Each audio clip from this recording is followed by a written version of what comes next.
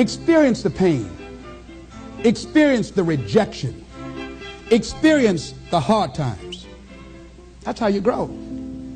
That's how you develop yourself.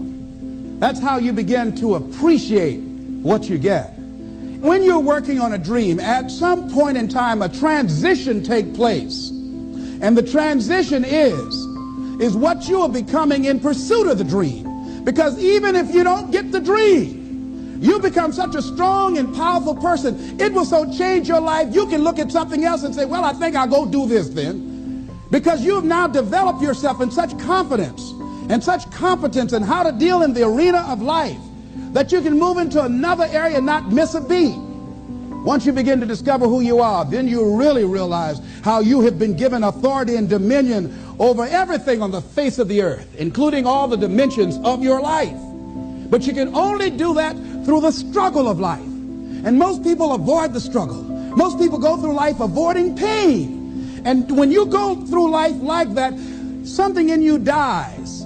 Something in you that you never activate is lying dormant in there, that you never get a chance to call on because you have not challenged yourself. Somebody said the land of familiarity belongs to the dead. That most people like to feel like they're a king in the area of their comfort zone. They only want to do those things that they know how to do well. Osborne said, unless you attempt to do something beyond that which you've already mastered, you will never grow. So if you want to begin to grow, you've got to put something out here that you can't reach easily, that has got to make you stretch, got to make you jump for it, got to make you get back a little bit and dig in so that you can take a leap for it. And maybe you jump up there and you miss it and you skin your knees and you come back again and you bust your lip next time.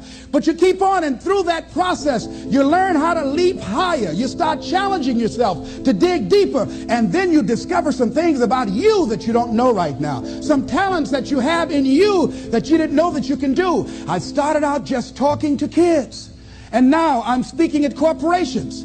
Now I'm traveling. I didn't know I can do this, but had I not given myself a chance, and I'm saying to you, give yourself a chance. Here's something else.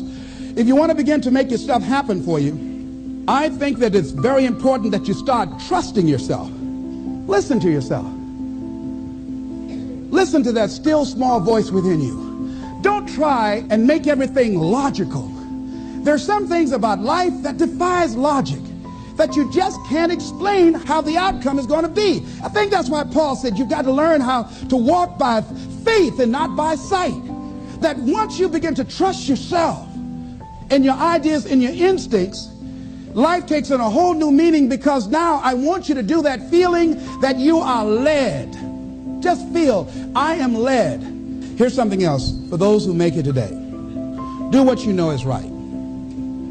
Treat people like you want to be treated. Don't try and take any shortcuts. Don't try and cheat. Pay your dues up front. I believe, ladies and gentlemen, what goes around comes around. You can pay now, or you will pay double later. Everybody lean in nice and close. Self-compassion. It's probably the most important thing that you can do for yourself. Is when you f up, you need to forgive yourself. Okay, so that's really, really important. So, and I'll walk you through an example. About 20 minutes ago, I get really frustrated when people are trying to tell me something, but they're whispering. That redlines me in a way that I can't even begin to tell you. And so it just happened while I'm here live on camera, and I hold myself to a standard of catching my emotions before they rise up. Now, this has happened twice today. The first time it happened, I caught myself, yay. The second time it happened, I was like, for real, we're doing this again? And I got very frustrated. So I was very disappointed in myself for that. But I need to be compassionate towards myself, forgive myself for that, get better, use it as practice, and remember that life isn't performance, it really is about practice. So once you can meet yourself with compassion, then you can begin to let go of whatever it is that's really with your mindset. You can get back on track, you can refocus, and don't wait till Monday. And that's a mistake that everybody makes. So if you fall off the wagon, like if I fell off the wagon at 9:58, at 9:59, I'm back on the wagon. So I'm not waiting even for 10 o'clock. Like, you literally do it right there at that moment, make it a part of your identity that you're the type of person that does that. So that is really, really critical. And I think everybody has fear all wrong. People have so many theories about fear. They talk about, oh, well, I'm afraid of success. No, I'm afraid of failure. I'm afraid of intimacy. I'm afraid of heights. I'm afraid of this. I'm afraid of that. I'm afraid of the other thing. There's actually only two fears. Only two. And if you're in sales, which you are, or even if you're not, life is about persuading people. Life is about influencing people. And fear is the invisible force that will make you ineffective at that. It will stop you. Now, I love J.K. Rowling as an example. I mean, we all know the Harry Potter series, but what a lot of people don't know about her, she talks a lot about fear. She struggled with major depression. Do you know she was unemployed and she wrote the original idea for Harry Potter on a napkin while she was on state benefits? She was then rejected by 12 publishing houses. And this, by the way, was after she was divorced, bankrupt, and a single mom of a kid. Push yourself, push yourself, push yourself. She talks a lot about fear and about failure. Well, we know the moral of the story. She just kept going. Of course she was afraid. But she had the good kind of fear, not the bad kind of fear. Focus, nothing's in your way.